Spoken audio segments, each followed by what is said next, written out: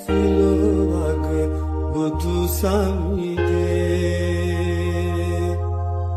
සිලුවක බුදු සමිදේ. පින්තුනි, සාමාන්‍යයෙන් මිනිස්සු උපන්දිනේට කේක් කපනවා, පාටි තියනවා සාමාන්‍යයෙන් ගෙවල් වල. නමුත් මේ ලෝකේ අම්මා කෙනෙක් මරණයට පත්වෙන වෙලාවේ ඇතිවෙන වේදනාවට පෙර ජීවත් වෙලා ඉන්න කාලේ අම්මා කෙනෙක් විඳිනවා නම් මර දුකක්. කාන්තාවකගේ ජීවිතේ වැඩිම දුක විඳින්නේ දරුවෙක් බිහි කරද්දී. ඒ කියන්නේ සමහර අය මැරෙනවා වේදනාව දරා ගන්න බැරුව. සමහර අම්මලා කුස පලාගෙන දරුවා උපදිනවා. සමහර වෙලාවට අත් ගැට ගහනවා අම්මලාගේ. ඒ අම්මලා සමහර වෙලාවට යටිගිරියෙන් කෑ ගහනවා වේදනාව දරා ගන්න බැරුව. ජීවිතේට එච්චර කෑ ගහන්නේ නැහැ. එදා තමයි ශරීරේ දාඩිය පෙරාගෙන සිහිසුන් වෙලා දරුවෙක් බිහි කරන්න විඳින දුක. ওই දරුවෙක් දැක්කනම් තමන්ගේ අම්මා තමාව බිහි කරන්න විඳපු දුක එදාට කේක් කෑල්ලක් කාලා සතුටු වෙනවට වැඩිය ඒ ආදරණීය අම්මගේ පාදයක අල්ලලා වන්දනා කරලා ඒ අම්මට පින් දෙනවා. අපිව බිහි කළාට, කිරි ටිකක් දීලා අපිව පෝෂණය කළාට, ඒ අයගෙන් අපිට වෙන මොනවත් සිද්ධ නොවුනත් ඒ ටිකම ඇති ඒ අම්මලාගේ කකුල් දෙක ළඟ, තාත්තලාගේ පාදයක ළඟ වැඳ වැටෙන්න. ඒ නිසා තමන්ගේ යම් නුවණැත්තා යම් අරමුණු මුල් කරගෙන ලෝකෙට යහපත පිණිස පවතින දේවල් සිද්ධ කරනවා. නිසා නායක ස්වාමීන් වහන්සේගේ මේ සත්පුරුෂ කටයුතු ගැන අපි අනුමෝදන් වෙනවා. ඊළඟට නායක ස්වාමීන් වහන්සේ බණ දහම් ඉගෙනගෙන ඒ වගේම ඒ ස්වාමීන් වහන්සේට පොත්පත් කියවන්න අවස්ථාව තියෙද්දි නමුත් මේ පින්වතුන්ට කොහොමද යහපතක් සලසන්නේ කියලා ඒ ස්වාමීන් වහන්සේ ශ්‍රද්ධා රූපවාහිනී අන්තර්ජාලය ඔස්සේ ධර්මය අහලා අපේ ගමේ මිනිස්සුන්ටත් මේ බණපදයක් ඇහෙනවා නම් හොඳයි කියන අන් අයට ධර්මයේ දෙන යහපත් සිතවිල්ල ඒ ස්වාමීන් වහන්සේගේ සිතේ ඇති වුණා. ඉතින් දයෝපගතව ඒ ස්වාමීන් වහන්සේලා එක තැනක අපි එක තැනක විහෙර විහාරවල වාසය කළාට ශාසනයේ දියුණුව මිනිස්සුන්ගේ යහපත කැමැත්ත තියෙන සත්පුරුෂ අදහස් වලින් ඒ ස්වාමීන් වහන්සේලා අපිත් එක්ක හිතෙන් හිත පෑහිලා යනවා. ඒ නිසා සිත ප්‍රාර්ථනා කරන්ද දිගාසිරි සම්පත් විඳිමින් බොහෝ දෙනාට සිත සලසමින් ස්වාමීන් වහන්සේ නිදුක් නිරෝගීව වැඩ සිටිත්වා. කරන මේ සෑම කුසලයක්ම නිවනට හේතු සම්පත්තියක්ම වේවා කියලා. ඔබට සත්පුරුෂයෙක් බොහෝ කාලයක් ඇසුරු කරන්න ලැබුණොත් ඔයාලගේ ජීවිතවලට ඒක ලොකු යහපතක්. සාමාන්‍යයෙන් ඉස්සර මිනිස්සු ඕක දන්නවා. ඒ නිසා හොඳ මිනිස්සෙකුට කියනවා මගේ ආයුෂත් අරන් ඔයා ජීවත් වෙන්න ඕන කියලා. ඒ කියන්නේ ඇත්තටම අපි තනි කෙනෙක් විදියට මැරිලා ගියාට හොඳ මිනිස්සෙක් ජීවත් වෙලා හිටියොත් ජීවිත ගණනාවක් ජීවත් කරවාවි. ගොඩාක් අයගේ දුක් නැසලා දමාවි. ඒ නිසා දෙවියන් සහිත ලෝකයාම හොඳ මිනිස්සෙක් දැක්කොත් කියනවා බොහෝ කාලයක් ජීවත් වේවා කියලා. දැන් සමහර අය කියනවානේ ඔබ වහන්සේට අපිට පින් දෙන්න තේරෙන්නේ නැහැ. නැත්නම් ඔයා කරපු උදව්වට අපිට පින් දෙන්න තේරෙන්නේ නැහැ කියලා. ලෝකෙ ලොකුම තියෙන ආශිර්වාදය තමයි බොහෝ කල් ජීවත් වේවා කියලා. ඒ මනුස්සයාගේ ජීවිතේ හොඳ කෙනෙකුගේ ජීවිතේ රැකගන්න කරන ආශිර්වාදේ. හේතුව හොඳ කෙනෙක් ජීවත් වුණොත් ගොඩාක් අයට යහපතක්. දෙව්ලොව පවා කතාවක් ඇති වුණා. තුන් ලෝකේටම හිතවත්, තුන් ලෝකෙටම යහපත සලසන ඒ තථාගත අරහත් සම්මා සම්බුදුරජාණන් වහන්සේලා 4 නමක්වත් ඉන්නවනම් කොයිතරම් හොඳද කියලා. එතකොට තව දෙවිවරු පිරිසක් කිව්වා නෑ අනේ ඒ වගේ බුදුරජාණන් වහන්සේලා 3 නමක් හිටියනම් ඇති. 3 ලෝකෙම සනසවන්න. ඊළඟට තව දෙවිවරු පිරිසක් කිව්වා නෑ බුදුරජාණන් වහන්සේලා 2 නමක් හිටියනම් ඇති. දෙව් මිනිසුන්ට යහපත සලසන්න. සක්දෙවිඳු කිව්වා පින්වත් දෙවිවරුනි ලෝකෙට තථාගත සම්මා සම්බුදුවරු දෙදෙනෙක් එකවර පහළ වෙන්නේ නැහැ. ඒ නිසා පින්වත් දෙවිවරුනි නුඹලා නිතර සිහි කරන්ඩ, නිතර ඔය මුවවලින් කියන්න ඒ භාග්‍යවත් අරහත් සම්මා සම්බුදුරජාණන් වහන්සේ බොහෝ කලක් වැඩ සිටිත්වා කියලා. ඒ කාලේ බුදුරජාණන් වහන්සේගේ පීඨ සලසාගත් ශ්‍රාවකයෝ ඒ දිසාවටත් ඇඳලා කියනවා ස්වාමීනි භාග්‍යතුන් වහන්සේ ඔබ වහන්සේ බොහෝ කලක් වැඩ සිටිත්වා කියලා. ඒ නිසා පින්වතුනි අපි සතුටු වෙනවා. අපි ස්වාමීන් වහන්සේට සිත් පැතුවා. මම ආපු ගමන් ස්වාමීන් වහන්සේට විශේෂයෙන් පින් පැමිණෙව්වා. මේ වගේ යුගයක මේ වගේ කාල වකවානුවක අභියෝග වලට මුහුණ දෙමින් මේ ධර්ම දේශනාව සංවිධානය කරපු එකට. මොකද දන්නවද මිනිස්සු දේශයෙන් ඇවිස්සලා ඉන්නේ. කෝපාග්ගිනිය. ලිප ළඟට ගියත් තරහ එනවා. ඊළඟට ලයිට් එකක් දිහා බැලුවත් තරහ එනවා. පාරට ගියත් තරහ එනවා. සෙට් එකක් දැක්කත් තරහ යනවා. නිවුස් බැලුවත් තරහ යනවා. කඩේකට ගියත් තරහ යනවා. හැම වෙලාවෙම මට අද මේ ධර්ම දේශනාවට පැමිණෙනකොට මගදින් කෙනෙක් මුණ ගිහිලා කිව්වා හාමුදුරුවනේ මට උදේ 6ට ඇති වෙන තරහ නැති වෙන්නේ රෑ 10ට කිව්වා. ඉච්ඡර තරහ. ලෞතර සම්මා සම්බුදුරජාණන් වහන්සේ සියල්ල දන්නා වූ සියල්ල දක්නා වූ බුදුරජාණන් වහන්සේ වදාළා පින්වත් මහණෙනි යම් කිසි කෙනෙක් තරහෙන් ඉන්න මොහොතක මැරුණොත් එහෙම එයා ඒකාන්තයෙන් නිරේ උපදිනවා. තංකිස්ස හේතු යථාබතන් නික්කිද්දෝ එවන් නිරේ. ඉසේ තියෙන බරක් බිම තියෙන වේගෙන් මැරිච්ච ගමන් නිරේ උපදිනවා තරහෙන් මැරුණොත්. තංකිස්ස හේතු ඒකට හේතුව කොමක්ද? චේතෝ හිස්ස බික්කවේ පදුට්ටං හිත දූෂ්‍ය වෙලා. හිත දූෂ්‍ය වෙච්ච මොහොතක මැරුණොත් නිරේ උපදිනවා. නිරේ උපදිනවා මිනිස්සුયો. ඒ නිසා මේ මිනිස්සු හරිම භයානක තැනට ඉන්නේ. ඒ කියන්නේ තරහ සිතින් මැරුණොත් නිරේ. ඒවට කවුරුත් වග කියන්නේ නැහැ. නිරේ ඉපදුනාට පස්සේ සාධාරණ අසාධාරණ බව කතා කරන්න යම රජුරෝම පෙන්නලා දෙනවා. මේක උඹගේ අම්මා නෙවෙයි කළේ, තාත්තා නෙවෙයි කළේ, බිරිඳ නෙවෙයි කළේ, ස්වාමියා නෙවෙයි කළේ, දරුවෝ නෙවෙයි කළේ, උඹමයි කළේ කියලා. තමන්ටම පෙන්නලා දෙනවා. ඒ නිසා උඹම මේක විඳවපන් කියලා යම රජුරු අහක බලා ගන්නවා. ඒ නිසා පින්වතුනි පුළුවන් විදිහකට මේ ඉන්න ටික කාලේ හිත රැකගෙන ඉන්න උත්සාහ කරන්න. මම කවුරුවත් සුද්ධ කරන්න යන්නේ සුදුලුණු පොඩි කරන්න යන්නේ. නමුත් බාහිරත් විනාශ වෙලා ඇතුළත් විනාශ කරගෙන පරලොවත් විනාශ කරගන්න නම් එපා. තව ටික කාලයයි මේ බුද්ධ ශාසනය තියෙන්නේ. තව ටික කාලයක්. මීට වැඩිය ප්‍රශ්න මේ ලංකා ඉතිහාසයේ ඇති වුණා. මේ ලංකා ඉතිහාසයේ සොලි ආක්‍රමණ වලින් සිංහල බෞද්ධ මිනිසුන්ගේ අතපය කපලා අබ්බගාතය කරලා තිබ්බ කාලයක් තිබ්බා. බැමිණිතියා සාගතය කියලා සාගතයක් ඇවිල්ලා කණ්ඩ බොන්න නැතුව සංඝයා වහන්සේලා මරාගෙන සංඝයා වහන්සේලාගේ මස් කාලා තියෙනවා මිනිස්සු.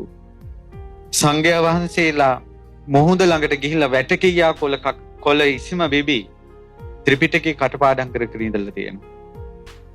ඒ වගේ කාලයක් තිබිලා තියෙනවා.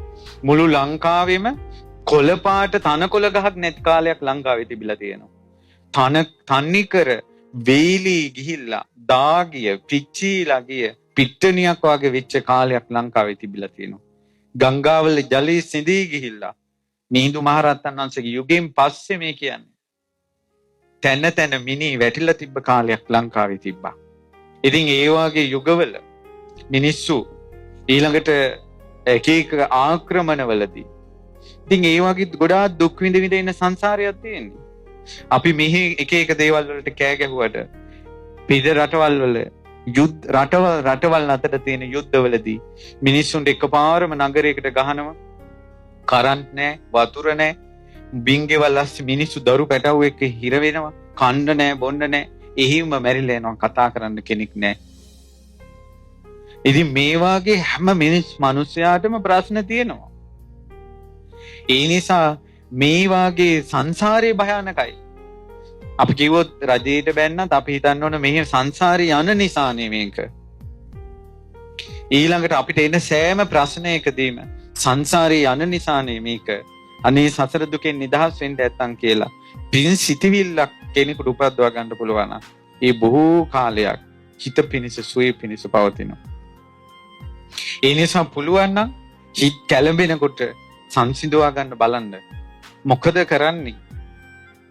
අපේ පරලොවට කවුද වග කියන්නේ? ඒ නිසා බුද්ධ ශාසනය තව ටික කාලයයි තියෙන්නේ.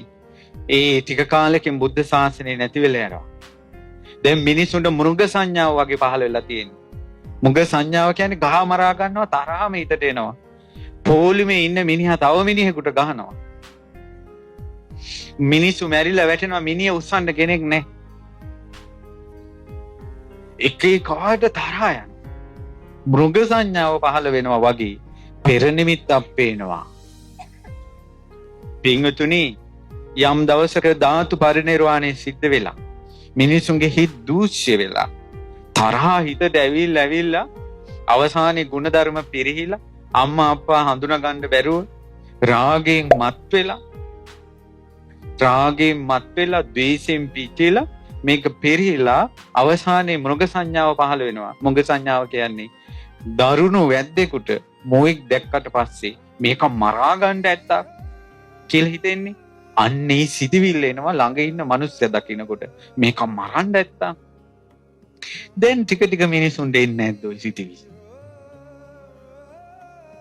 දැන් ඔබ ප්‍රවෘත්ති බලනවා. ඔන්න අද එකෙක් මැරුවා. හෙට එකෙක් මැරුවා කියලා නේ මිනි මැරුම් ගැන එනවා. අහඹ සිදුවීම් නෙවෙයි සමහර ඒවා. කියන්නේ ඔබ දැන් මේ බනහන වෙලාවේ මේ ලංකාවේ කොතනක හරි තවත් තැනක මිනිස්සෙක් මරන්න ප්ලෑන් කරනවා දැන්.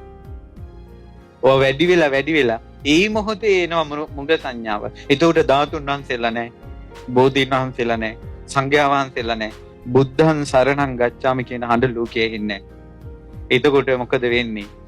ඒ වෙනකොට තාක්ෂණයේ දියුණු වෙනවා. ගොඩාක් දියුණු වෙලා කොච්චර දියුණුයිද කියනවනම් තරහ ආපු සැනින් එසැනින් අතට ආයුධ ගන්න පුළුවන් ශක්තියක් තාක්ෂණයක් එනවා. ආයුධ හොයන්න ඕනේ නැහැ. එතනින් තප්පරේට ආයුධ එනවා අතට. ළඟ ඉන්න අය මරා ගන්නවා.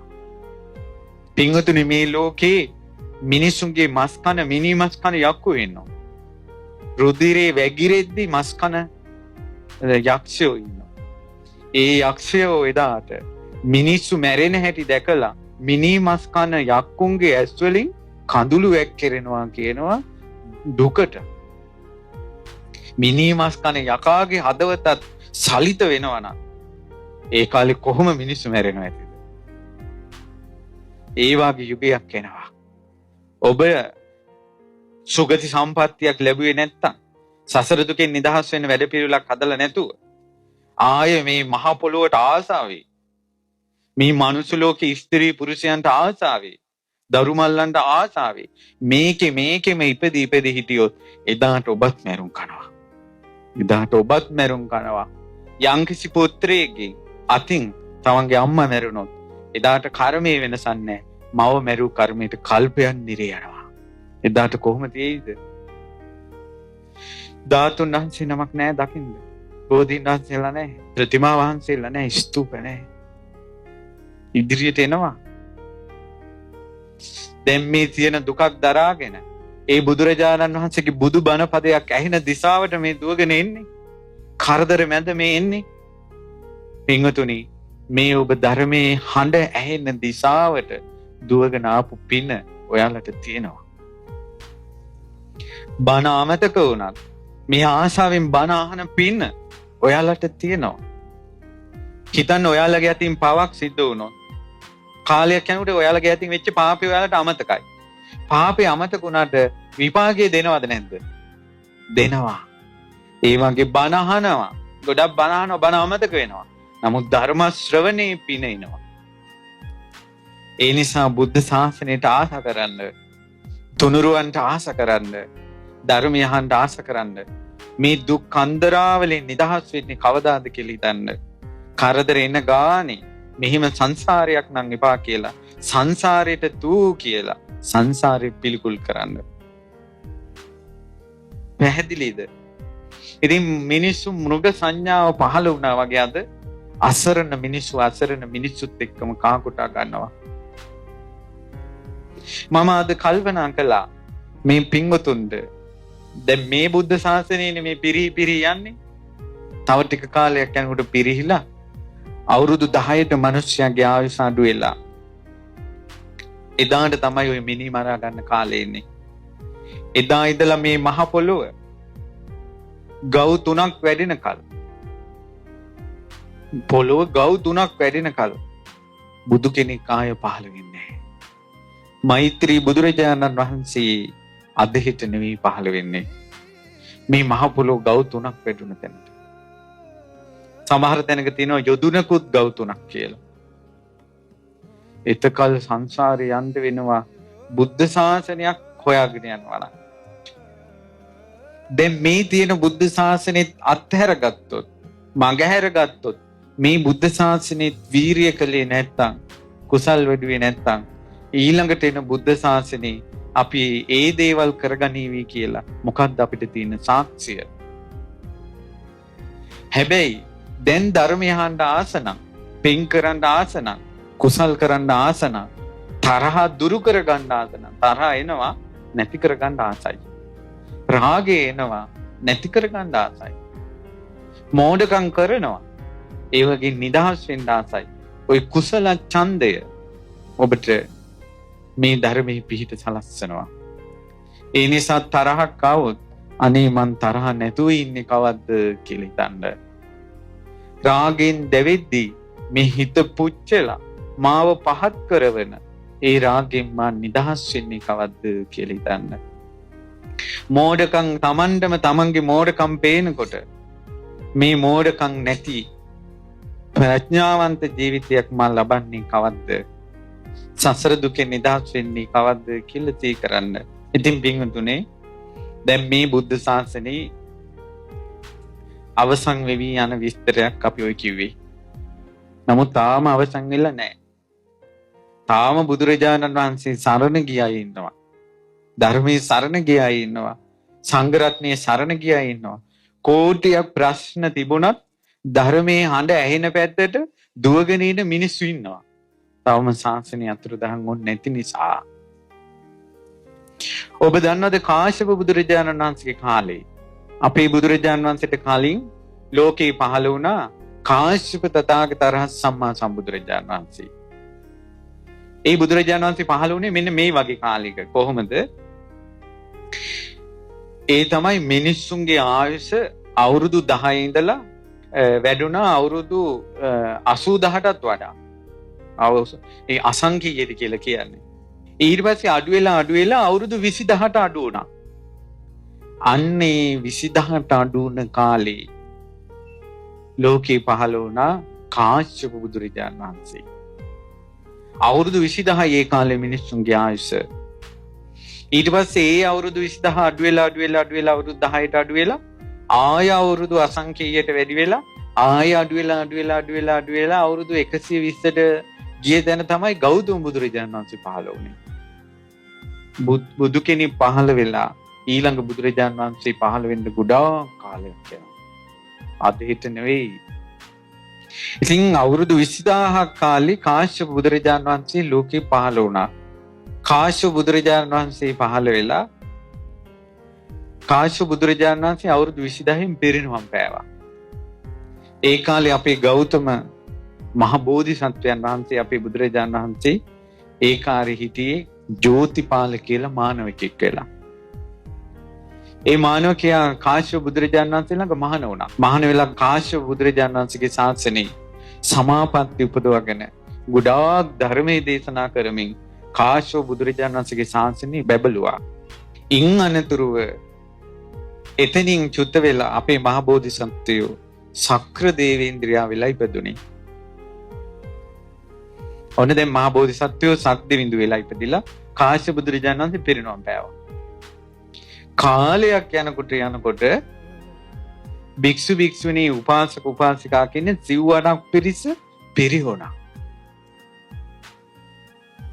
මිනිසුන්ගේ ශ්‍රද්ධා සම්පත්තිය පිරිහිලා මිනිස්සු ශ්‍රද්ධා සීල සුත ත්‍යාග ප්‍රඥා වලින් තොර වුණා. ඒතර මිනිස්සු දන් දෙන්නේ නැහැ. හාමුදුරුවන්ට අඩන් තේට්ටම් කරනවා. ඒතර හාමුදුරුවෝ කල්පනා කරනවා මුංගී රෙස්පොට් බලන්නේ මොකටද කියලා. උඹලගෙන් ඕනේ අපිට කියලා කාශ්‍යප බුදුරජාණන් වහන්සේගේ ශාසනයේ පිරිහෙන කාලේ වෙනකොට හාමුදුරුවෝ සිවුර කරේ දාගෙන කුඹරට බැස්සා. හාමුදුරුවෝ නමක් ගොවිතැනට බැස්සා කියන්නේ බුද්ධ ශාසනයේ අවසන් වෙන්න ළඟයි කියන පෙර නිමිත්ත. කාශ්‍යප බුදුරජාණන් වහන්සේගේ ශාසනයෙන් වුණා. ඊළඟට අර උපාසක උපාසිකාවෝ සද්ධා සම්පත්තිය නැතුව නිතර ද්වේෂයෙන් වාසය කළා. අම්මලා තාත්තලා ටිකවත් උඹලා මොනවද දන්නේ? මේ විදිහට කාලයක් යනකොට දැන් සද්දවිඳු කල්පනා කරනවා දවසක් දෙව්ලොව දෙවියන් උපදින්නේ නැහැ. බුද්ධ ශාසනය පිරීගෙන යනකොට දෙවියන් අතර උපදින්නේ නැහැ. ඒ දෙවියන් අතර උපදින්න තියෙන්න ඕන පින්වතුනි ශ්‍රද්ධාවක් තියෙන්න ඕන. සීලයක් තියෙන්න ඕන. ඊළඟට ධර්මය අහන එකක් තියෙන්න ඕන.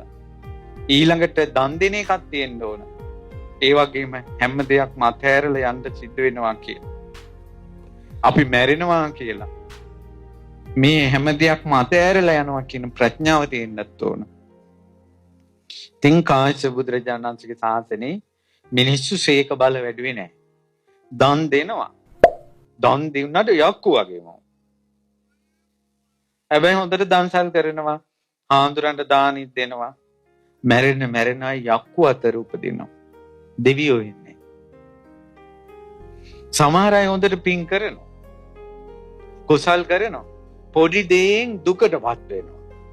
දැන් කියමු ලොකු පින්කමක් සංවිධානය කරලා එක්කෝ නම කිව්වේ නැත්නම් ෂොක් වෙනවා. දුක එනවා. ලොකු පිනක් කරලා ලොකු දානයක් හදනවා. ඔන්න එක ව්‍යංජනයකට ලුණු මන්ද වෙනවා.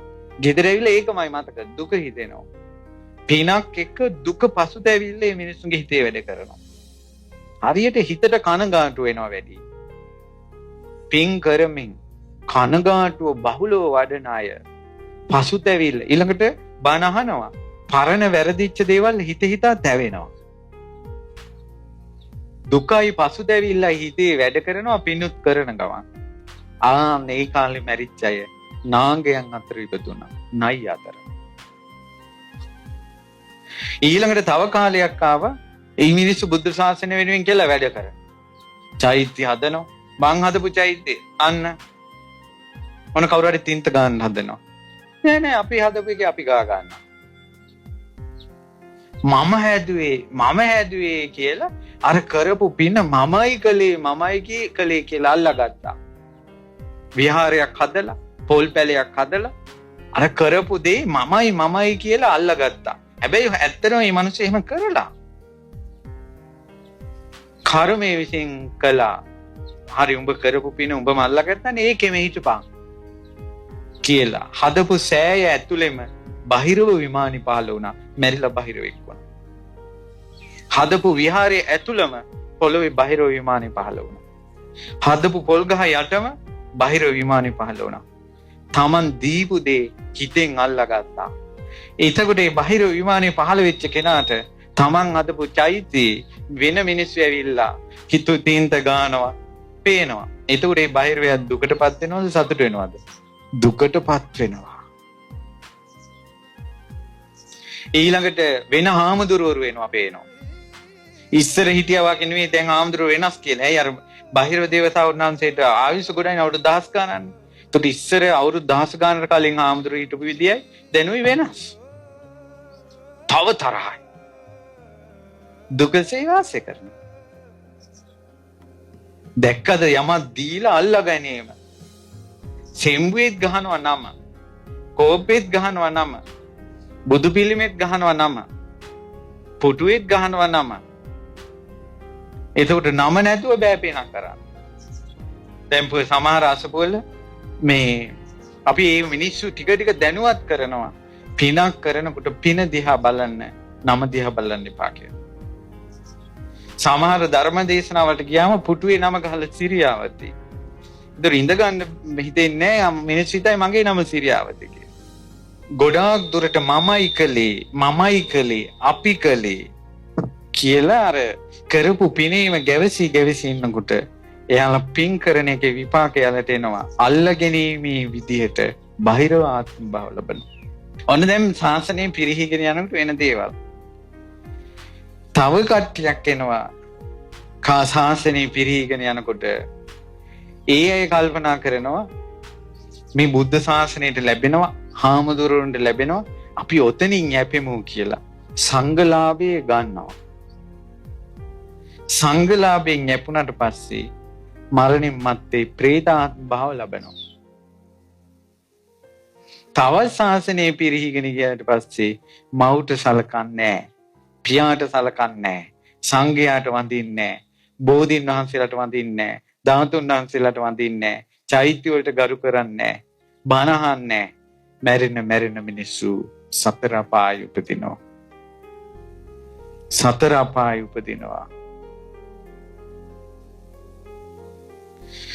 ඉතින් ගොඩාක් මිනිස්සු රාගේ අධික ඔය සමහර අය ගැඟේ ඒ කියන්නේ ඒ කෙනා පිටිපස්සේම යන්නේ. ඔය සමහර කොල්ලෝ කෙල්ලෝ ඉන්නේ.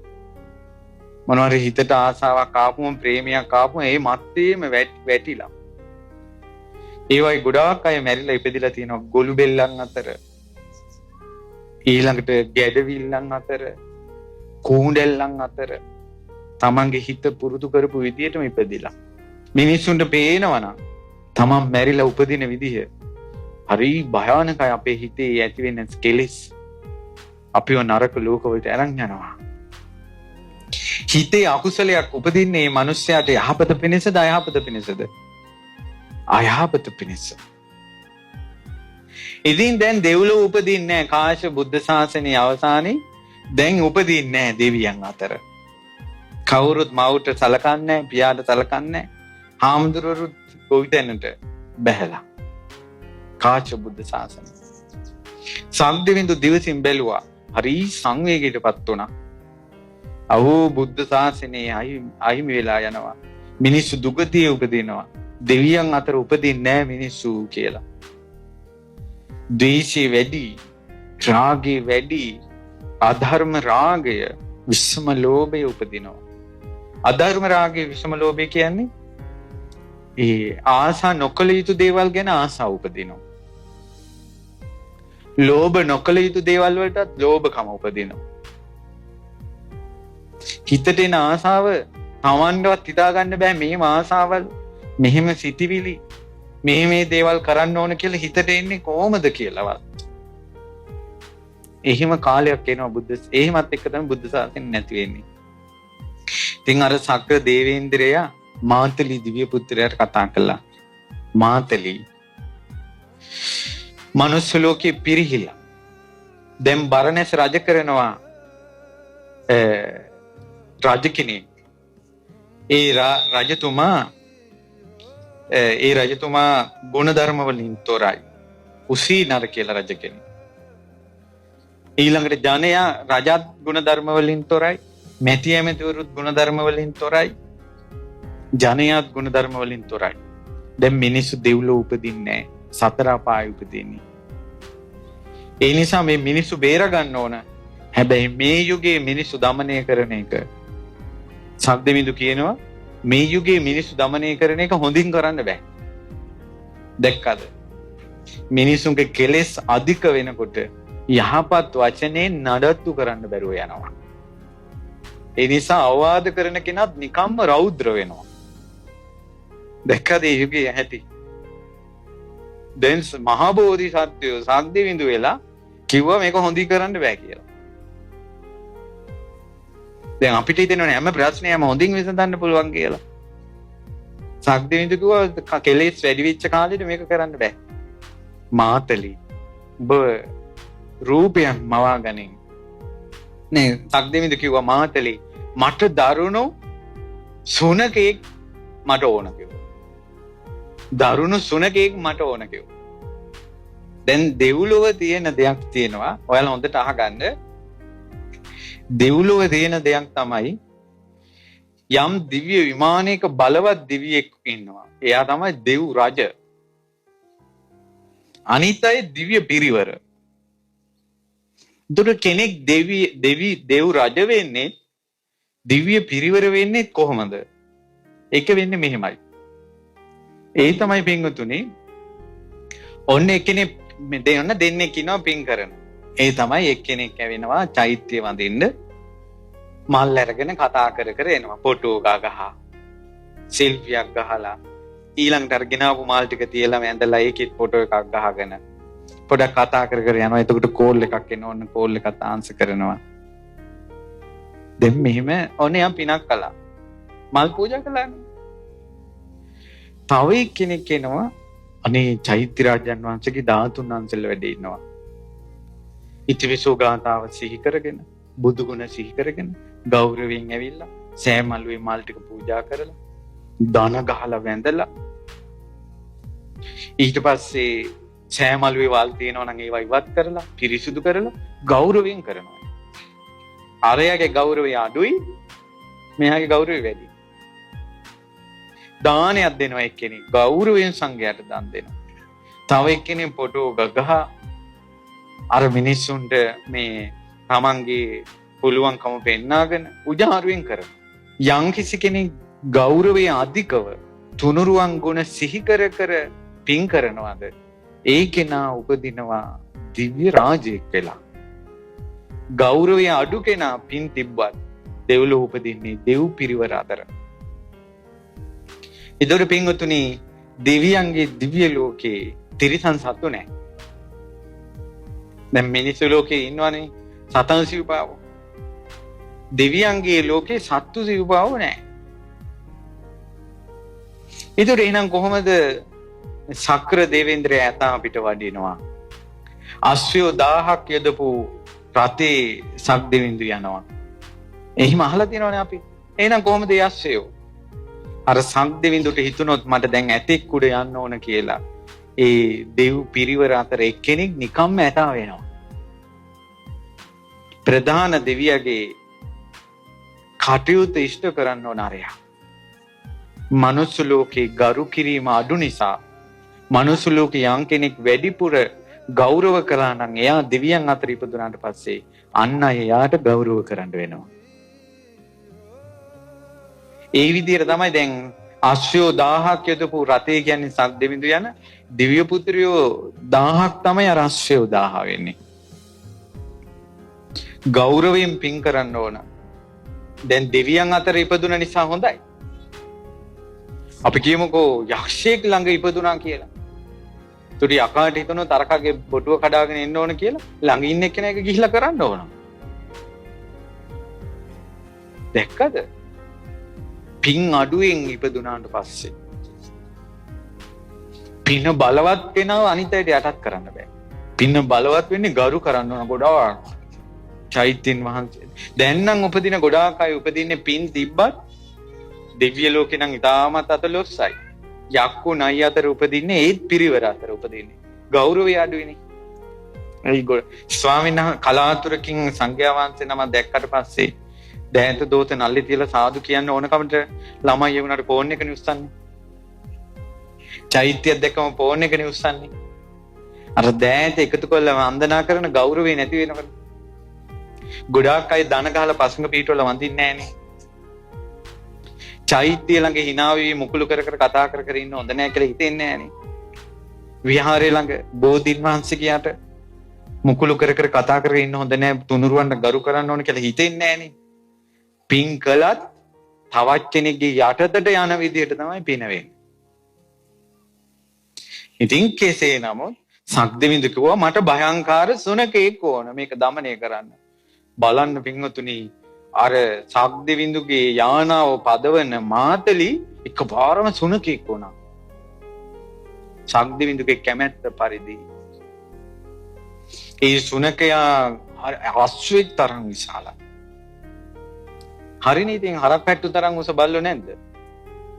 අර මාතලි සුනක වේශයක් මවා ගත්තා අශ්වයෙක් තරම් ලොකුයි ශරීරේ. බුද්ධ ශාස්ත්‍ර කාශ්‍යප බුද්ධ ශාසනේ පිරිහුණ තැන වෙච්ච දෙයක් මේ. ඊට පස්සේ ඒ දත් හතර ආවා මේ පැත්තෙන් දත් දෙක එළියටයි උඩටයි ඒ දතක දිග නේතරක් පලං කෙහෙල් ගෙඩියක් වගේ කියනවා.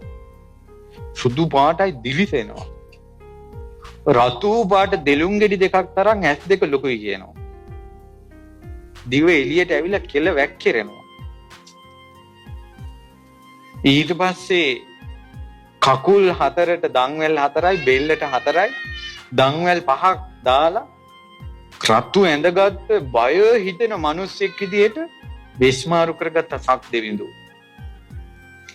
විස්මාරු කරගෙන අර දන්වැල් පහෙන් අර බල්ලත් අල්ලගෙන අරන් බරණැස් රාජධානියේ පහළ වුණා. පහළ වෙලා අතෑරියා බල්ලා. බල්ලා එහි දුවනකොට මෙහි දුවනකොට මිනිස්සු කොච්චර බය වුණාද කියනවනම් මගේ ලෞතුරා සම්මා සම්බුදුරජාණන් වහන්සේ ගෞතම ශාක්‍ය මුනීන්ද්‍රයන් වහන්සේ මේ එදා විස්තරේ වදාළේ. පින්වත් මහණෙනි, එදා ඒ බල්ලා දැක්කොත් එහෙම ගැබ්බර අම්මා කෙනෙක්, කුසදරු අම්මා කෙනෙක් ඒ බල්ලා දැක්කොත් එහෙම ඒ අම්මගේ ගැබ හෙලෙනවා කියනවා. දරුවා වැටෙනවා කියනවා. ඒ අම්මගේ ඇතුලේ ඇති වෙන බයේ ගින්නට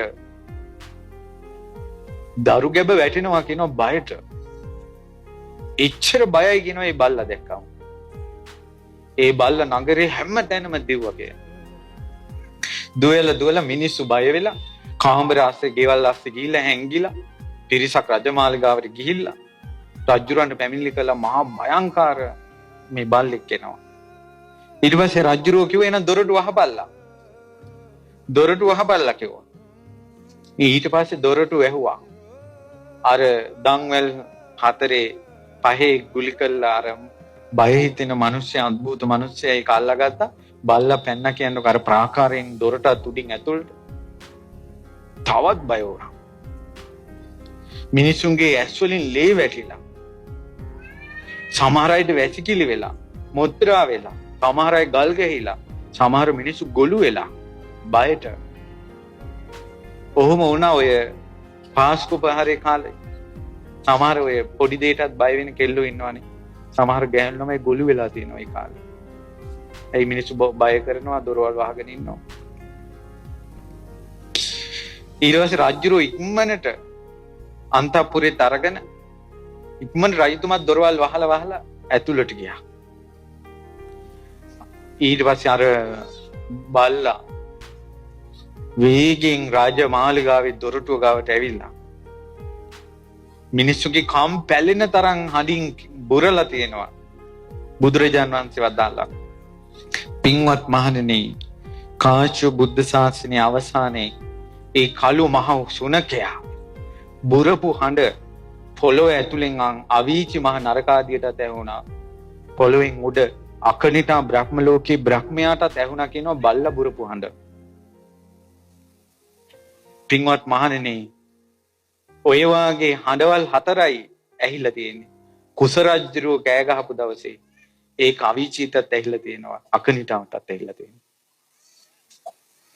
ඊට පස්සේ මහා සුදර්ශන නාගයා බූරිදත්ත ජාතකේ සුදර්ශන නාගයාගේ හඬ ඇහිලා තියෙනවා කියන අකනිටා බඹලෝටත් ඒ වගේම අවීචි මහ නරකාදියට. ඒ වගේම මේ කන්න කියන සුනකයා කළු සුනකයාගේ බිරුන් හඬ ඇහිලා තියෙනවා අකනිටාවටත් ඒ වගේම අවීචි මහ නරකාදී දක්වා. ඒතර අකනිටාවටත් ඇහෙන බිරුන් හඬන්න කම් පැලෙන්න ඇති මිනිස්සුන්ගේ බය කළා. ඊට පස්සේ රාජ්‍යරෝ එහෙම බුරලා කකුලෙන් ගැහුවා දොරට. දොර පාළුව විසි වුණා. අර බල්ලගේ දන්වැල් ටිකෙන් හයියෙන් අල්ලගෙන අර කළු මිනිස්සයා රතු ඇඳගෙන රතු මල් මාලා දාලා ඉන්න මිනිස්සයා මාලිගාවේ ඇතුලේ රාජ්‍යරෝ ඉස්සරහට ගියා.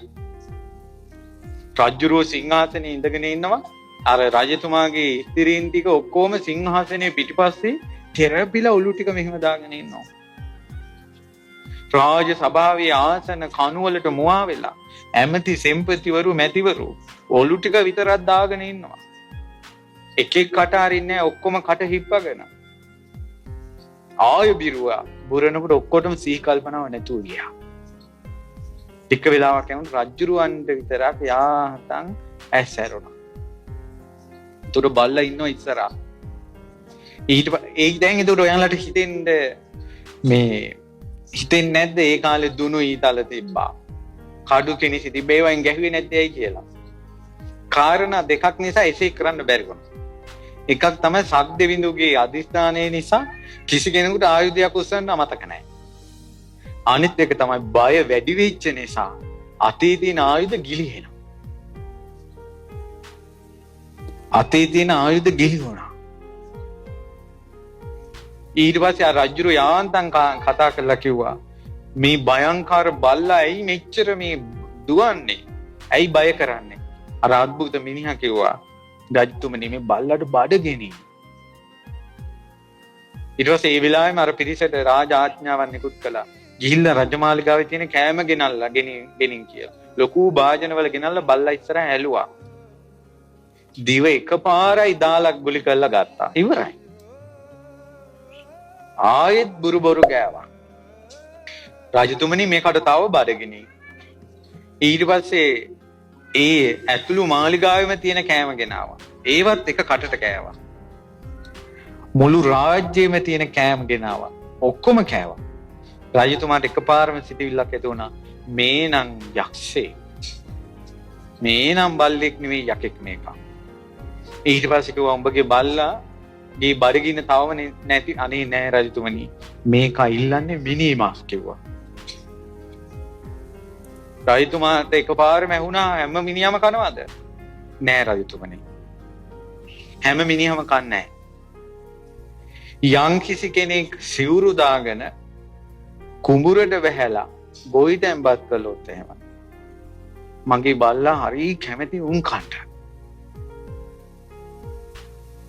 රජතුමනි කවුරු හරි භික්ෂුණියක් සිවුර දාගෙන රහසේ පව් වැඩ කරනවා නම් ඒකිව කණ්ඩ හරි ආසයි මේ බල්ලා.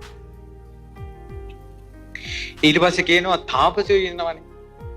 ওই තාපසයෝ ජටා මණ්ඩලු බැඳගෙන රැවුල වවාගෙන ඉන්නවා. හැබැයි සල්ලි බොලියට දෙනවා. ඒ වගේ උමුත් කණ්ඩ හරි ආසයි. ඊට පස්සේ කියනවා මේ හරි ලස්සන කතාවක් තියෙනවා. රජ සිටු මැති හැමතිවරුගේ හැම නැකත් බලනවා. රජවරුන් සිටුවරු මැති ඇමතිවරු නැකත් බලනවා නා. උන්ගේ බොටු කන්න පුදුම ආසයි කියනවා මේ බල්ලා. ඊට පස්සේ ඒ වගේ අයගේ නැකත් බලබලා ඉන්න බමුණෝ ඉන්නවනේ. බලබලා ඉඳලා යාගහෝම කරලා අනිත් අය රවටලා ජීවත් වෙන ඒ බමුණන්ව කාලා දාන්න හරි ආසයි කියනවා මේ බල්ලා. දැන් එහෙම කියනකොට ඒ අදාළ දේවල් තියන අය තැති ගන්න නැද්ද? ඊට පස්සේ කියනවා තමන්ට ධනෙ තියෙද්දි අම්මයි තාත්තයි දිහා බලන්නේ නැති දරුවෝ කණ්ඩ මේ බල්ලා හරි ආසයි. ඊට පස්සේ දරුවෝ ඉගෙනගෙන ඒ ඉගෙනගත්ත දරුවන්ට අම්මලා අවවාද කරන්න යනවා. ඒකට දරුවෝ කියනවා මේ පැත්තේ වෙලා හිටපල්ලා. උඹලා මොනවද දන්නේ? යහපතට අවවාද කරද්දී උඹලා මොනවද දන්නේ කියලා වැඩි හිටියන්ට ගරු නොකර අරිනවා. ඒ වාගේ උන් කණ්ඩ මේ බල්ලා හරි මනහපයි. ඊට පස්සේ කියනවා ගරු කළ යුතු කාන්තාවෝ ඉන්නවා. අම්මා ඊළඟට නැන්දා පුංචි අම්මා අක්කලා වැඩිමල් අක්කලා ගුරුවරු ගරු කළ යුතු කාන්තාවෝ ඒ අයත් එක්ක පෙම්බස් දොඩනවා කියනවා. එකේ ප්‍රේමයෙන් පටලැවෙන්න හදනවා කියනවා. නරක යෝජනාවෙන් බැල්ම හෙලනවා කියනවා. ඒ වාගේ අයට හොඳට ඉවල්ලන්න පුළුවන් මේ බල්ලට කීතු කරලා චර ගාලා කණ්ඩ ආසයි කියනවා. ඊට පස්සේ කියනවා මේ බල්ලා හරි කැමති කියනවා සොරකම් කරමින් යැපෙන යුන් හොරකම් කරන යුන් කණ්ඩ. ඊට පස්සේ දෙවහනකට හිතෙන ඔය වගේ බල්ලෙක් මෙහෙට ගේන්න නැත්තම්. දැන් මේ විස්තරේ දන්නවා නම් කට්ටිය පෝලිං වල ඉන්න නැතුන් කෙලින්ම කරන්නේ සක්‍ර දේවේන්ද්‍රයාට ඉල්ලීමක් කරනවා නේ එවන්න. හැබැයි දැන් එහෙම ඉල්ලීමක් කරන්න කෙනෙක් ඕන. මොකද මේ ලිස්ට් එකේ නැති කෙනෙක් වෙන්නත් එපා. නැත්නම් ආපු ගමන් එයා කෑවොත්. ඊළඟට මේ බලන්න අද කාලේ තාක්ෂණයෙන් කරපු මේ පව් වැඩක් ඒ කාලේ වෙන විදිහකට වෙලා තිනවා කාශ්‍යප බුද්ධ ශාසනෙමි. ඒ තමයි ස්වාමියා මැරිච්ච කියන්නේ ස්වාමියා නැති කාන්තාවක් ළඟට හොර රහසේ මිනිස්සෙක් යනවා කියනවා. මේ අපේ බුද්ධ ශාසනයට කලින් වෙච්ච දෙයක්. ගිහිල්ලා ඒ ගෑනු කෙනාගෙන්ම යැපෙනවා කියලා. දැන් හොර ගෑණියෙක් අල්ලගෙන ඒ ගෑනු කෙනාගේ මේ යැපෙනවා. යැපිලා මොකද කරන්නේ? මෙයා කරනවා කියනවා එයාව පෙළලා මෙයාව බය කරනවා කියනවා. තරහ ගියට පස්සේ තෝගේ කෙරෙට්ටුව කියන ඔක්කොටම කිලි ගෑනු කෙනා බය කරනවා කියනවා. දැන් මම මේක ඒ කාලේ වෙච්ච දෙයක්. අද කාලේ වෙන්නේ මේ විදිහට. ඉතින් පව් තුනක් තියෙනවා මෙතන. එහි තමයි වැරදි කාම සේවනය. ඔන්න ප්‍රබල පාපයක්. ඊටත් වඩා ප්‍රබල පාපයක් තමයි තමන් කෙනෙක්ව නැසලා ඒ කෙනාගෙන් යැපෙන එක. ඒ කෙනාගෙන් යැපෙන එක ප්‍රබල පාපයක්. ඊළඟ එක තමයි පව් වැඩේ කරලා දෙන්නම එකෙකුට වැරද්ද පටවලා ලෝකෙට කියනවා කියලා බය කරන එක. පාපේනොත් පාපයක් කියනවා. දැන් ඕක කියනකොට තරුණ ළමයිට තේරෙනවා මම මේ කියන්න හදන්නේ මොකද්ද කියලා. ඔන්න කෙල්ලෙක් හරි කොල්ලෙක් හරි අල්ල ගන්නවා. පව් වැඩ කරනවා. වීඩියෝ කරනවා. වීඩියෝ කළා කෙල්ලට තර්ජනය කරනවා. මේවා Facebook දානවා. එනිසා මං කියන විදිහට හිටපන්. දැන් එවපන් සල්ලි. දාපන් ෆෝන් එකට සල්ලි. නැත්තම් එවනවා. අනේ මේ චූටි ගම්වල චූටි කෙල්ලෝ ෆෝන් නරම් මොනවද දන්නෙත් නැහැ. ප්‍රේමයෙන් කාත් එක හරි බැඳිලා කොල්ල කියන ඔයාගේ ෆොටෝ එකක් එවන්න. අනේ මේ වන්න අනේ කිව්වට පස්සේ කෙල්ලෝ හරි මෝඩයිනේ. මේ උඩුපු සල්ලාවේ නම් ඒ වගේ නැතු වේදී. මොන් යවනවා. ඔන්න මොකක් හරි නාන්න යනකොට හරි ෆොටෝ එකක් යවනවා. අරුන් ඒව තියාගන්නවා. තියාගෙන පස්සේ ෆොටෝ එවනවා. මෙන්න උඹගේ ෆොටෝ. අහවල් තැනට වරින්. අනේ පුංචි කෙල්ලෙක් අවුරුදු 15ක වගේ. මං හිතන්නේ කෙල්ල පොලිසියට බාර දුන්නා පස්සේ කාලේ. ඔහොම ෆොටෝ යවලා කොල්ලා කියලා මෙන්න ගෙදෙට්ට යවනවා වරින්. අහවල් කාමරේට වරින්. කෙල්ල ගියා. දැන් බයයිනේ අර ෆොටෝ ආවේ කියලා. ඊට පස්සේ ෆොටෝ ටික මේ පෙන්නලා ගෙදෙට්ට දෙයි කියලා උන කෙල්ල කාමරේට ගෙනියලා විනාශ කළා. කෙල්ල දන්නේ නැහැ එතනත් කැමරාවක් අටවලා. ඊළඟ දවසේ අර වීඩියෝ එක කියවුවා මෙන්න අහවල් තැනට වරේ. එදා යනකොට කොල්ලෝ 5 දෙනයි කාමරේ. ඒකත් වීඩියෝ කළා. මේ පුංචි කෙල්ලෝ ෆෝන් දන්නේ නැතු ෆෝන් වල නිසා කී දෙනේ කොයි විදිහට නැසෙනවද? සමහර අය නිකම්ම ගණිකාව වෙලා යනවා. සමහර උන් සියදි විනාශ ගන්න. ඒකට ඒ කෙල්ල සියදි විනාශ ගන්න යද්දි යාළුවෙක් ඇදගෙන ඇවිල්ලා මේ අපි දන්න ආරාමයකට. ඉතින් ඒ හඳුරු ඉක්මනට පොලිසියට කියලා අනේ මේ කෙල්ල බේරන්න කියලා. මොන වුණාද දන්නේ නැහැ. මම ඔවා කිව්වේ මේ කෙල්ලන්න බේරෙන්න. සමහර අය ඉන්න කොල්ලෝ කෙල්ලොත් එක්ක යාළු වෙනවා. කෙල්ලට කියනවා චොකලට් එකක් අරන් එන්න. හොඳ නෑ. ඕකනේ බුදුරජාණන් වහන්සේ විවාහ වුණත් විවාහ වෙච්ච කෙල්ලට ස්වාමියාගෙන් කාරණා 5කින් යුතුයකම් ඉෂ්ට කරන්න කිව්වනේ. ඇත්තටම අම්මා කෙනෙක් පරිස්සම් කරලානේ කෙල්ලෙක් හදන්නේ. ඒ කෙල්ල විවාහ කරලා දුන්නට පස්සේ ඒ කෙල්ලගේ ජීවිතේ චරිතෙම අර මිනිහට දෙනවනේ. බුදුරජාණන් වහන්සේ වදාලා කවදාවත් බැඳපු ගෑනු කෙනා පහත් කළා මිනිස්සු මැද කතා කරන්න එපා. පව් සිද්ධ වෙනවා කිව්වා. ඒ කෙල්ලගේ ආත්මේ මිනිහට දීලා තියෙන්නේ. අම්මලා අවුරුදු 20 ගණන් අම්මලා රැකපු ජීවිතේ අර කෙල්ල පරිස්සම් කරගත්ත චරිතේ ස්වාමියා වෙනුවෙන් පිදුවාට පස්සේ ඒ කෙල්ලට නරක වචනෙන් කතා කරන්න හොඳ නෑ කිව්වා. ඒ කෙල්ලට ප්‍රශංසා කරලා කතා කරන්න කිව්වා. ඒ කෙල්ලෙකුගේ ජීවිතයේ තියෙන වටිනාම මේ චරිතේ ආදරේ ප්‍රේමේ ස්වාමියාට දුන්නන බුදුරජාණන් වහන්සේ වදාලා ඒ ස්වාමියා ඒ ගෑනු කෙනා ගණන් නොගෙන ඉන්න එක හොඳ නෑ. ඒ නිසා ගෙදර අධිපතිකම ස්වාමියා කැමැත්තෙන් දෙන්න ඕන බිරිඳට. ඒ කියන්නේ ගෙදර ඔයා බල්ලා කරන්න. ඔයා මේක හිතන්න. කියලා අර ගෙදර තීරණ ගැනීමේ අයිතිය ස්වාමියා පරිත්‍යාග කරන්න ඕන. ඒතකොට එනම් මේ අර මිනිස්සු බයින්නේ ගෑණි මිනිහා යට කරගෙන ඉන්නවා කියලා. ඒ තමන් බලෙන් එක ගන්න ගියොත් තමයි වැරද්ද තියෙන්නේ. කාන්තාව එක බලෙන් ගන්න ගියොත් වැරද්ද තියෙනවා. ස්වාමියා එක යාට දෙන්න ඕන කියන. කෙල්ලෙගේ ජීවිතේ ලස්සන කියන එක ස්වාමියාට පුදපු නිසා. ස්වාමියාට ආයේ යාගේ ආත්මීය ලස්සන දෙන්න බෑ බිරිඳට. ලෞතර බුදුරජාණන් වහන්සේ වදාලා ඇඳුම් ආයිත්තන් අරන් දෙන්න කිව්ව ගෑනු කෙනාට. ඒ කියන්නේ බාහිර ලස්සන යාට පුදන්න කිව්වා. ඒකයි ඔය සමහර තරුණ පුතාලට අපි අවවාද දෙනවා. දෙන්නම රස්සාව කරනවා වුණත් පුතේ ඔයාගේ නෝනගේ ඇඳුම් ආභරණ සහ ගෙදෙට්ට කණ්ඩ බොණ්ඩ කියන එක ඔයාගේ පඩියෙන් කරන්න. දෙන්නම පඩියක් රස්සාවක් කරනවා නම් පුළුවන්කම තියෙනවා නම් ගේ හදන එක හවුල් එකලාට කමක් නැහැ. වාහනේ ගන්න එක හවුල් එකලාට කමක් නැහැ. ගෑනු කෙනාට අඳින්න කණ්ඩ දෙන එක මිනිහගේ යුතුයකම. ඒව කරන්න බැයි නම් කසාද නොබැඳින්න ඕන.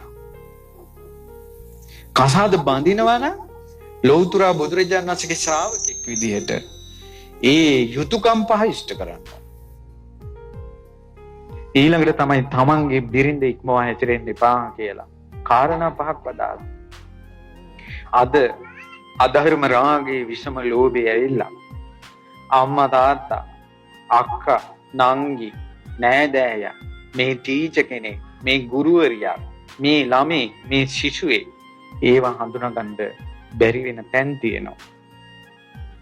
තිබිලා අකටයුතුකම් වෙනවා. ඒ අයගෙන් මේ යැපෙනවා. යැපිලා බයත් කරනවා මේවා කියනවා කියලා.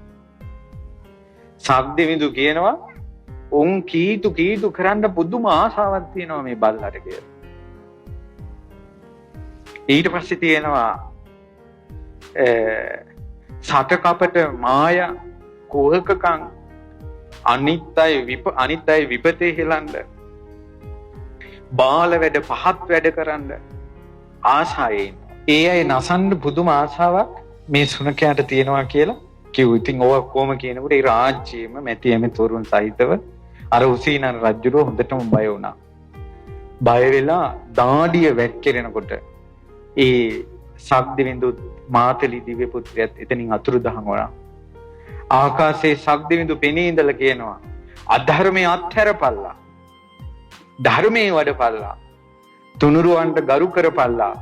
පංචශීලයේ රැකපල්ලා. නැත්තම් සතර අපායවල් පිරෙනවා කියලා. ඒ මිනිස්සුන්ට බය කරලා ධර්මයේ කිව්වා. ඒ බයෙන් තැති ගැනීමෙන් ඒ මිනිස්සු සියලු දෙනා ඒ නගරේ හිටපු සියලු දෙනා කුසල් වඩන්න ගත්තා කියන. බුදුරජාණන් වහන්සේ වදාලා පින්වත් මහණෙනි එදා ඉඳලා අවුරුදු 1000ක් ඇතුළත මැරිච්ච අය දෙව්ලොව ඉපදුණා. ඒ සම්දිවිඳු මනුස්ස ලෝකෙට ඇවිල්ලා නැති වීගෙන යන්න ගිය බුද්ධ ශාසනය නගා හිටවන්න උත්සාහ කරලා ඒකේ ප්‍රතිඵලයක් විදිහට අවුරුදු 1000ක් ඇතුළත මැරින අය දෙව්ලොව ඉපදුණා. එතනින් පස්සේ බුද්ධ ශාසනය නැති වෙලා ගියා. නැති වෙන බුද්ධ ශාසනය වළක්වන්න බෑ. හැබැයි කලාතුරකින් කවුරු හරි ඇවිල්ලා ඒ බුද්ධ ශාසනය නගා හිටවනවා. පැහැදිලිද මම මේ කියන එක?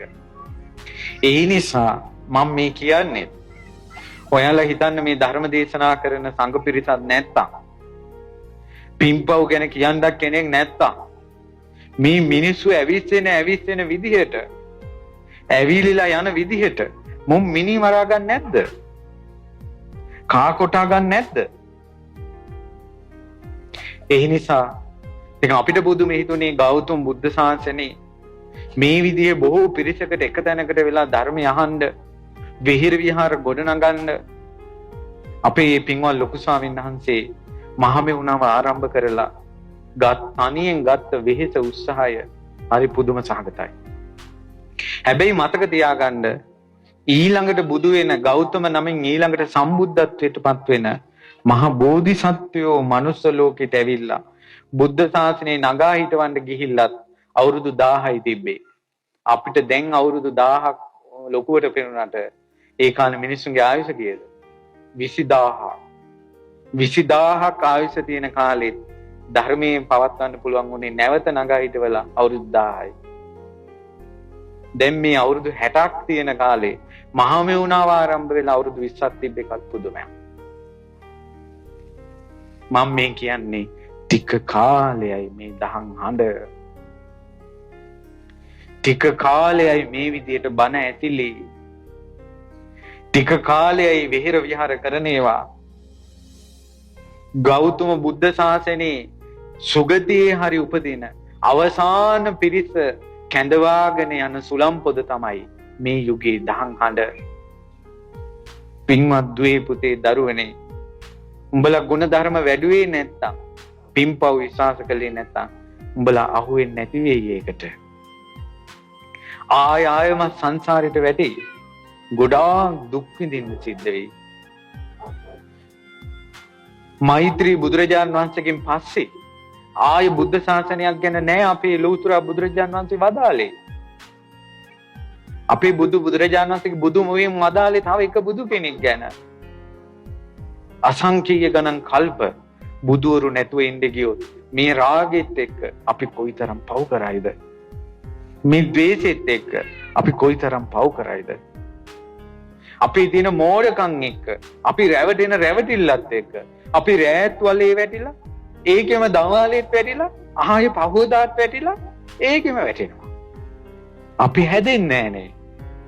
හැබැයි මතක තියාගන්න පින්වත්නි, බුද්ධ ශාසනය නැති වෙච්ච කාලයක, මිනිස්සු නිරේ යන කාලෙකත් සක්දිවිඳු ඇවිල්ලා මිනිස්සුන්ට හඬක් නගලා ආයෙත් මිනිස්සු අවුරුදු 1000ක් හරි සුගතිය උපදින විදිහට යුගයක් හැදුවා.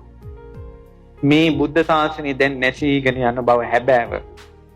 හැබැයි දැමුත් හැදිලා සුගති උප්පත්තියක් හරි බුද්ධ ශාසනයට සුදුසුකමක් හරි කියන්න තවම කාලය තියෙනවා. වරදින් නැගී හිටින්න කාලය තියෙනවා. තමාව ජාතක කරපු පියාට, වදපු අම්මාට සැරට කතා කරන්න එපා. හොඳලගේ හිත රිදෙනවා. බඩවැල් කඩාගෙන ආපු දරුවනේ. ওই දරුවෝ දන්නේ නැති උනාට හිත රිදෙනවා. අතපය උස්සනකොට හොඳලා දැවෙනවා, පිච්චෙනවා.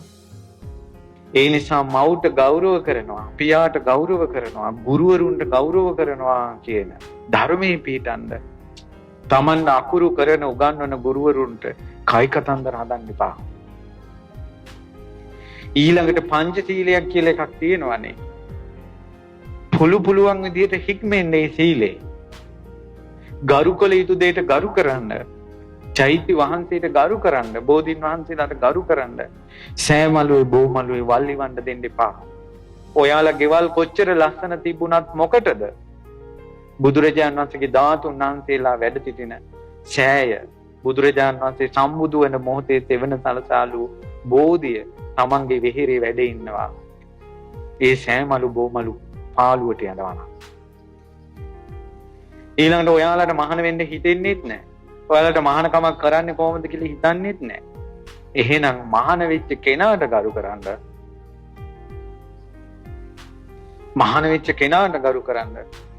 සමහර පන්සල් වල අපි බන්නට යනකොට සමහර දායකයෝ ඉන්නවා ආන්දරන්න කතා කරන්නේ ගෙදර මිනිස්සුන්ට වගේ. පෞරස් වෙනවා. ඉස්සර මිනිස්සු ගෞරවයෙන් කතා කළේ. ඊළඟට ශ්‍රමණයන් වහන්සේලාගේ ශ්‍රමණ ජීවිතය එපා කරවන්න හොඳ නෑ. තරුණ හාමුදුරුවෝ ඉන්නවා. දැන් අද කාලේ සමාජයේම අධර්ම රාගයේ විෂම ලෝභය. සමහර අයට තරුණ හාමුදුරුවරුත් එක්ක විහිළු තහළු කරලා අර ගිහි අය විදියට ඇසුරු කරනවා. එතකොට හාමුදුරන්ට මහානකමේ හිත පිහිටන්නේ නැතුව ගිහි සංකල්පනා ඇති වෙනවා. පැවිද්ද නීරස වෙනවා. බුද්ධ ශාසනයෙන් නැසන්ද විනාශ කරන්න අර ගිහියෝ සම්මාදම් වෙනවා. ආයේ Tamanda කසාවතක් දරාගෙන ඉන්න වෙන්නේත් නැහැ. බුද්ධ ශාසනයෙන් නැසපු පාපෙත් කරගහගෙන මේ පොළොවේ යටටම යන්න වෙනවා. ඔච්චරයි. ඔච්චරයි.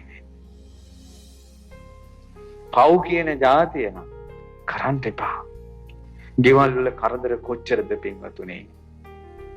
එදා වේල හොයාගෙන ජීවත් වෙන්න බැරි තැනට අපිපත් උනා නේ. අපිට ඉදිරියට තව කොච්චර කරදර එයිද? ඉතින් ඒ නිසා අපි අපේ පාඩුවේ හිත රැකගෙන මම කවුරුවත් සුද්ධ කරන්න යන්නේ නැහැ. පුළුවන් නම් ගෞතම බුද්ධ ශාසනයේ අවසාන යුගයේ මේ තියෙන්නේ පිරිසක් බේර ගන්න ආපු දහම් හඬක්. ඒ නිසා පරණ වැරදි ගැන හිත හිතා නයි වෙන්න එපා. පරණ ඒවා අමතක කළාම දාන්න කොච්චර වැරදුනා.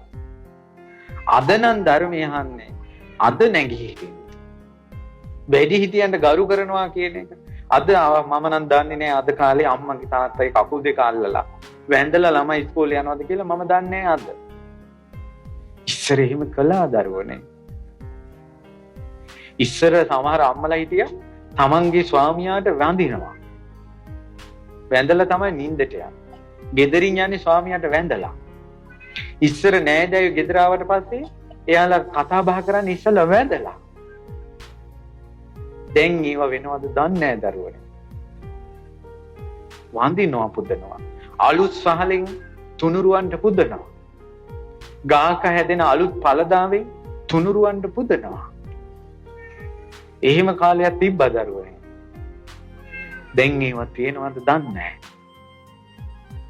ඊළඟට ඉස්සර කාලයක් තිබ්බා තමන්ගේ අක්කා තමන්ගේ නංගි ඉන්නවනම් ඒ කොල්ලාගේ අතින් තවත් කෙනෙකුට වරදක් වෙන්නේ නැහැ. තමන්ගේ නංගි තමන්ගේ අක්කා මතක් වෙනවා. ඒ ආදරයක් හිතේ ඇති වුණා. සෙනෙහසක් ඇති වුණා. ඒක කවුරුවත් තූ කියලා කෙල ගහන දුෂ්චරිතයක් උනේ නැහැ. එහෙම කාලයක් තිබ්බා. දැන් ඒවා තියෙනවද දන්නේ නැහැ. ඊළඟට ගෙදර කාට හරි තරහ ගියොත් අනිත් අය නිහඬ වෙනවා. සකට තකේ කතා කරගෙන යන්නේ නැහැ. යුතුයකම් ඉෂ්ට කළා. ගෙවල් වල ප්‍රශ්න තියෙද්දි තාත්තගෙන් අම්මා ගොටි කනවා. අම්මා කල්පනා කරනවා මම මේ මිනිහා දාලා ගියොත් මේ දරුවන්ට යන කලදසාව මොකද්ද? මේ දරුවන්ට පඹේක් හරි අප්පා කියලා එපෑ. පවුල් කඩා ගන්න නැතුව ජීවිතේම දුක් විඳලා දරුවෝ හදපු අම්මලා ඒ කාලේ හිටියා. දැන් ඉන්නවද දන්නේ නැහැ. අම්මා විඳින දුක තාත්තා විඳින දුක දරුවන්ට දැනුණා හදවතට. ඔක්කොම හිතේ තියාගෙන ඉගෙන ගත්තා. කොල්ල කෙල්ල යාළුවෙන්ට අහද්දි ගෙදර දුක මතක් වුණා. මං අධ්‍යාපනයේ කඩාකප්පල් කරගත්තොත් අපේ පවුල ගොඩගන්නේ කවුද? උන්ගේ හිතට හේතුණා. ඉහළට රස්සාවක් ගත්තා. පළවෙනි පඩියෙන් අම්මට තාත්තට අඳින්න ගෙනත් දීලා, සිල් ගන්නවල කන්න බොන්න ගෙනත් දීලා උන්දලාට සැපයක් දුන්නා. අවුරුදු 30 40 50 දුක් විඳපු අම්මලා දරුවෝ නිසා අනේ ඉතුරු ටිකේ හරි සැනසෙල්ලෙන් හිටියා. එහෙම යුගයක් ඉස්සර තිබ්බා. දැන් තියෙනවද දන්නේ නැහැ.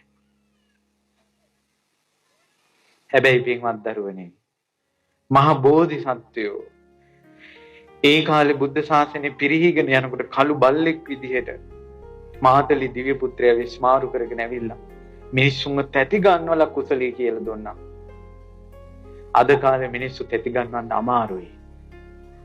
ඒ මිනිස්සු බය හිතෙන ෆිල්ම් දැකලා කොල්ලු කෙල්ලු අර බය හිතෙන ෆිල්ම් දැකලා කළු බල්ලෙක් ආවත් එයාලා හිතන්නේ ෆිල්ම් එකක් කියලා.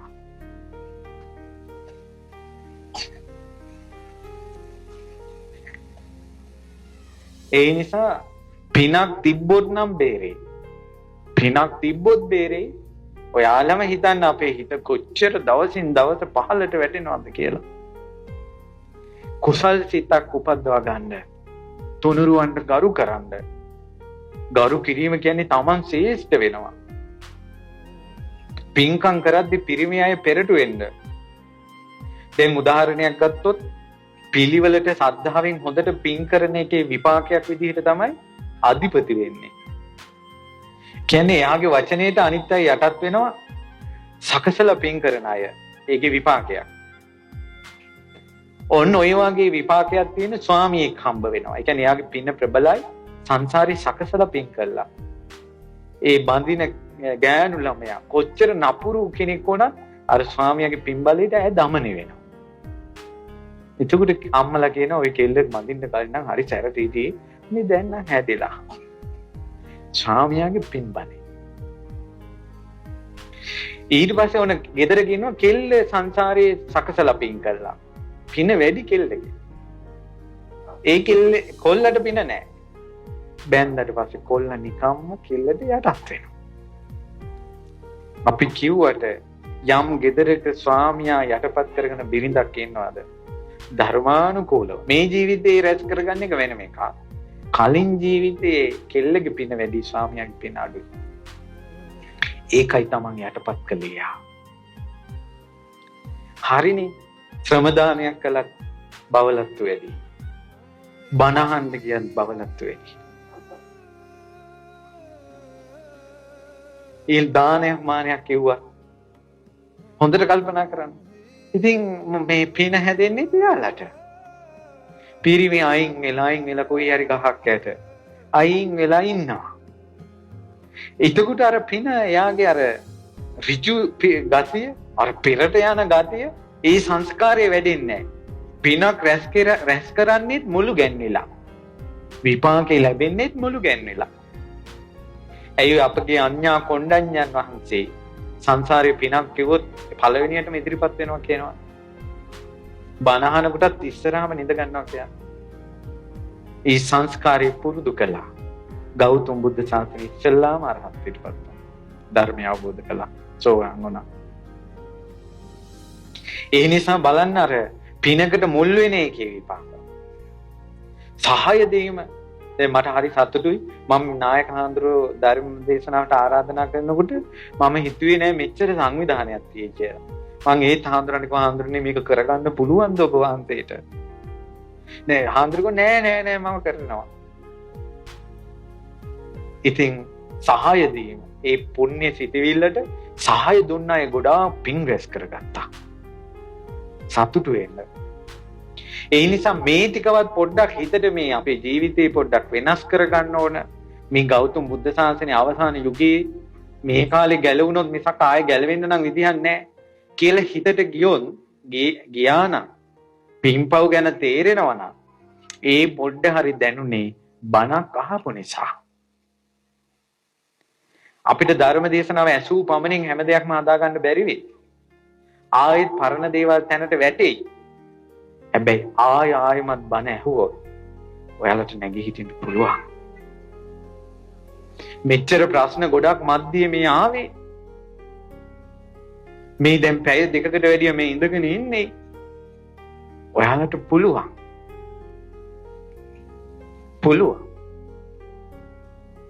ඒ නිසා වරදින් නැගී හිටින්න, තුනුරුවන්ට ගරු කරන්න, ඊළඟට නිතර ධර්මය අහන්න. ඒ තැනට ඒ කුසල් උපද්දවන්න ඔයාලට අනුශාසනාව ඕන. දැන් අර සමාජයේ තියෙන එකත් එක්ක දැන් අම්මලා තාත්තලා කියන ඒවා අහන්නේ නැද්ද කොහෙද ළමයි? එකිනෙකාට කියන අවවාද අහන්නේ නැද්ද කොහෙද? ඒ නිසා බණක්වත් අහන්නකෝ. දැන් ඔය මම බුදුරජාණන් වහන්සේගේ මහා කන්න ජාතක කියන දේශනාව තමයි මම ඔය දේශනා කළේ. කාශ්‍යප බුද්ධ ශාසනය නැසී ගිය කාලේ ඒ ශාසනය ඉස්මතු කරපු හැටි. පිරිහුණත් අර සත්පුරුෂයන්ගේ හඬට අවනත වෙලා, බය වෙලා හරි අවනත වෙලා කුසල් වඩපු නිසා අවුරුදු 1000ක් ඇතුළත මැරෙන මිනිස්සු සුගතිය ඉපදුණා. දැන් අපි මේ බණ කියන්නේ ඔයාලා බය කළා නෙවෙයි. ඉන්දවලා, ලයිට් දාලා, සුබ්දාන්සල් දීලා, බෆල් දාලා එහෙමනේ දැන් බණ කියන්නේ. එදා සක්දිවිඳු බණ කිව්වේ බල්ලෙක් අරන් ඇවිල්ලා. මයික් තිබිලාද? ඒ කාලේ බය කරලා බණ කියලාත් ඒකට හැදිලා සුගතිය උපදිනා නම් මෙච්චර පහසුකම් සලසලා මෙසිතින් පහසුකම් සලසන්නේ මෛත්‍රියනේ. මේ මිනිස්සුන්ට පහසුවෙන් ඉඳ ගන්න ඕන, ඔක්කොටම පේන්න ඕන මෙසිත. සායනත් ගෞරවයෙන් වඩම්මන්න ඕන සද්ධාව. ඔක්කොටම ඇහෙන්න ඕන. අනේ මිනිස්සු ඔක්කොම ධර්මය අහනවා නම් හොඳයි. මෙසිත. පෝස්ටර් බැනර් ගහලා කාටවත් මේක මං ඇරෙන්න එපා. කලාතුරකින් මේක සිද්ධ වෙන්නේ. මෙසිතින් කැඳවලා ආදරයෙන් කරුණාවෙන් මෛත්‍රියෙන් බණ කියලා දන්සලුත් දීලා සංග්‍රහත් කරලා මේකත් තේරුම් ගන්න බැරි නම් කරන්න දෙයක් නැහැ. කරන්න දෙයක් නැහැ. ගෙවල් වල ප්‍රශ්න තියෙනවා. ඔබට ඔබගේ ස්වාමියා ලැබුණේ කර්මානුරූපව. කරුණෙට ඔයාලගේ. බිරිඳ ලැබුණේ කර්මානුරූපව. දරුවෝ ලැබුණේ කර්මානුරූපව. අතහැරියොත් තවත් කර්මයකට කරගහන්න වෙනවා. ඉවසලා ඉන්න. ආයෙත් සසරට පව් රැස් කරගන්න එපා. ඊළඟට තරුණ දරුවෝ ජීවිතේ නසා ගන්න එපා. උඹලටම පේනවා නේද දුවේ පුතේ ෆෝන් එක නිසා කොච්චර හිත කැත වෙනවද කියලා. පුළුවන් නම් බේරියනෙල්ලා. බණ ටිකක්වත් අහලා බේරියනෙල්ලා. පින් කරලා හරි බේරියනෙල්ලා. තුනුරුවන්ට ගරු කරලා හරි බේරියනෙල්ලා. තුනුරුවන්ට ගරු කිරීම, පින් කිරීම, ධර්මයේ ඇසීම කියන කුසල් පක්ෂේ නැත්තම් උඹලගේ හිතේ රාගය විතරයි වැඩෙන්නේ. නිවුස් බලලා ද්වේෂය විතරයි වැඩෙන්නේ. අවසානයේ පිස්සු ටිකක් වෙයි. පිස්සු ටිකක් වෙයි. මැරෙන මිනිස්යාගෙන් හතර අපායේ පිරෙනවා. නියසිරට ගත්ත පස්පිඩක් වගේ තමයි මැරෙන අය අතරේ සුගතිය උපදින්නේ. මහ පොළොව වගේ ප්‍රමාණයක් හතර අපායේ. ඔයාලම කියන්න. ඔයාලගේ ගම්වල දිව්‍ය ලෝකෙ ගිය කෙනෙක්ගේ නමක් කියන්න. හැබැයි ඔයාලට කියන්න පුළුවන් අහවල් ආච්චි මැරිලා ප්‍රේතෙක් වෙලා.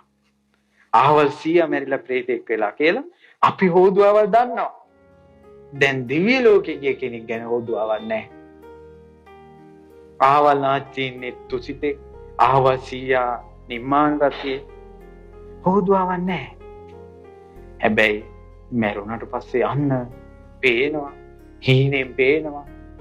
ඒවා කියනවා. ඇයි මැරෙන අය සතර අපාය යනවා. නරක තිරිසන් ප්‍රේත අසුර. සුගතිය යන්නේ තුනුරුවන්ට ගරු කරන, ධර්මය අහන, වරදින් නැගී හිටින අය සුගතිය යනවා. වැරදි වෙන්න පුළුවන්. අඩුපාඩුකම් වෙන්න පුළුවන්. මෝඩකම් වෙන්න පුළුවන්. හැබැයි මේ වගේ බණක්වත් අහලා ඔයාලට නැගී හිටින්න පුළුවන් වුණොත් බොහෝ කාලයක් හිතසුව පිණිස පවතිනවා. ඒ නිසා අනේ මේ අහිංසක මිනිසුන්ට බුද්ධ ශාසනය අහිමි නොවේවා. සුගති සම්පත්තිය අහිමි නොවේවා. නිර්වාණ සම්පත්තිය අහිමි නොවේවා. අපි කාටත් දුක්ඛිත සංසාරෙන් නිදහස් වෙන්න වාසනාව ලැබේවා.